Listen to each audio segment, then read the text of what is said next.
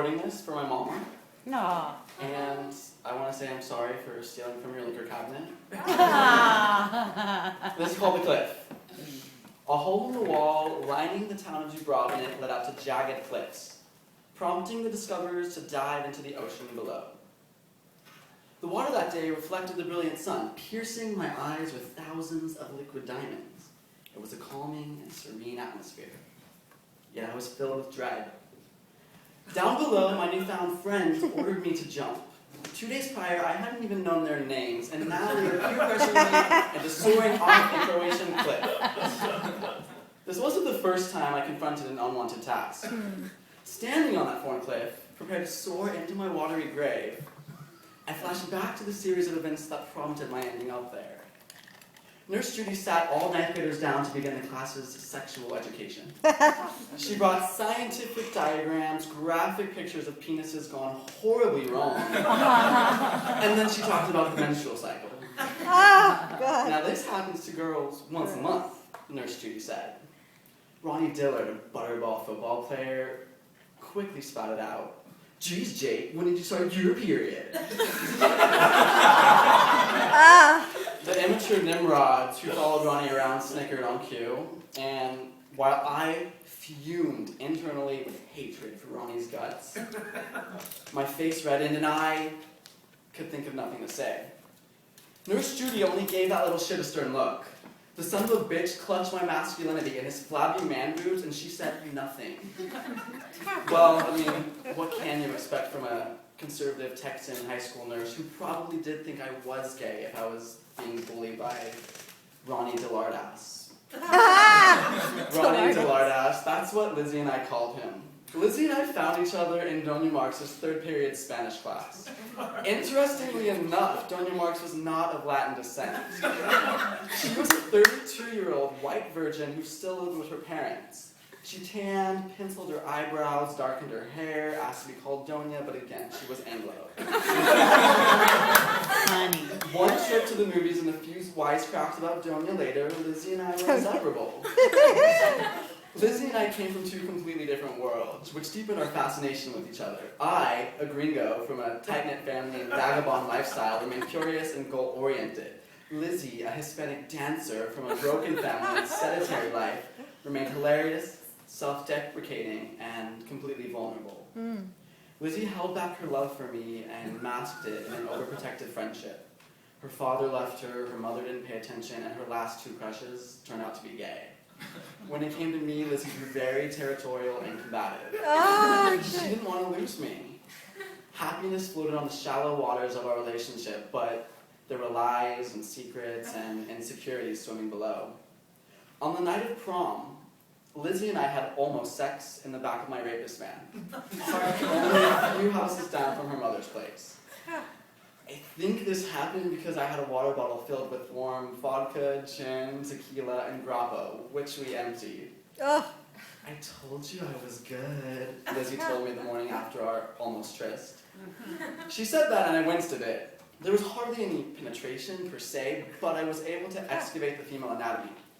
The G-spot feels kind of like a paragraph of wet, soft braille. I remember being drunk. I remember faking an orgasm. I remember overdramatic moans. And I remember exiting the rapist van to puke my fettuccine alfredo onto one of the neighbor's yards. I stood on that cliff, looking down at my expectant friends. I created this character for them that seemed carefree and adventurous. Now push came to shove and I had to prove the person I was pretending to be. I looked behind me at the broken segment of that medieval wall. Should I just run back and leave this place? They'll never be able to find me. The closer Lizzie and I grew, the more incongruous I felt. You better not turn out to be gay, Lizzie said, alluding to her knack for choosing sexually ambiguous boyfriends. Lizzie didn't know my secret. As a child, I was inherently drawn to the masculine physique. My parents relocated to Italy, which exposed me to sex and sexuality at a very young age. While visiting Florence, I stared at the statue of David for a bit longer than was necessary. While visiting Munich, I actually saw two guys kiss. And after I moved to Japan, I succumbed to CMP. chronic masturbation problem. It was an obsession. Every night when my parents and brothers were asleep, I'd sneak into the family computer room with a bottle of lotion and headphones. This got to be my weekend habit. I'd download 30 seconds of free porn, create a maze of paths in my family's computer to store for later use. My curiosity increased as I used chat rooms and forums to school myself on gay sex. Wait, sex isn't just oral? You can put a penis in your... Yeah, it was a shocker. I cut myself one night with the end of a Crayola marker. Okay, that hurts. Guess I'm not gay. But I kept masturbating. I wasn't emotionally attracted to men. I was only physically attracted. In my naive high school brain, the minute I would ejaculate and wipe the stain from my mom's seat cover, I no longer found them attractive. For this reason, I thought it was possible to teach myself to be straight. If I was straight, mean bullies like Ronnie the Lardass would not make fun of me. I peered over the edge of the Croatian overhang. The minute I did this, I realized my mistake in doing so as I looked down, experiencing a stark vertigo. The cliff seemed to shoot up towards the sky. My stomach twisted and turned over itself like a mother wringing out a damp towel. I dreaded the jump, and I procrastinated as much as possible, but it was inevitable.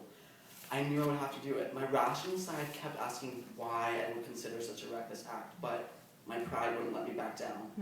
My new friends jumped. Hell, even a fucking 5-year-old jumped. Oh, shit. Lizzie and I graduated high school after 3 years assiduously devoted to each other. Our original plan involved moving to sunny California, living in extreme poverty, and eventually working our way up to the top of the entertainment food chain.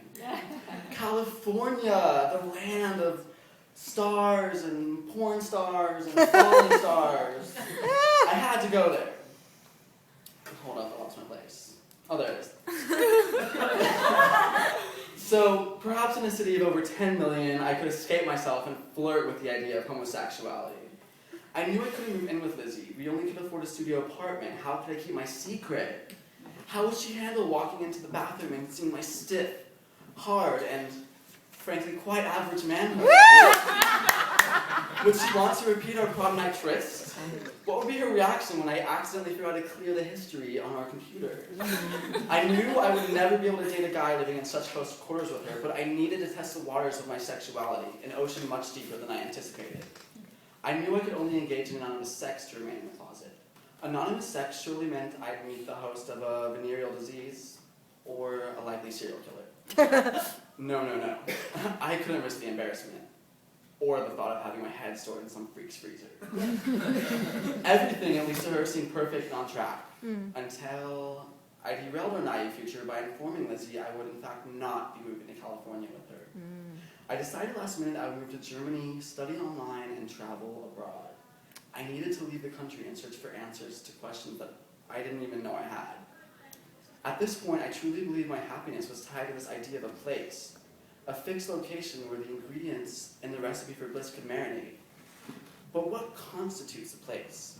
Is the desert the same to the rattlesnake, to the nomad, to the power plant developer? After my travels, I learned happiness was a place within yourself. At the time, though, I felt escapism to be my only route to salvation.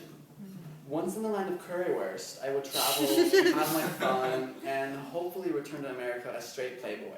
Yeah. It seemed my fear of embarrassment won over my fear of pain, or worse, death.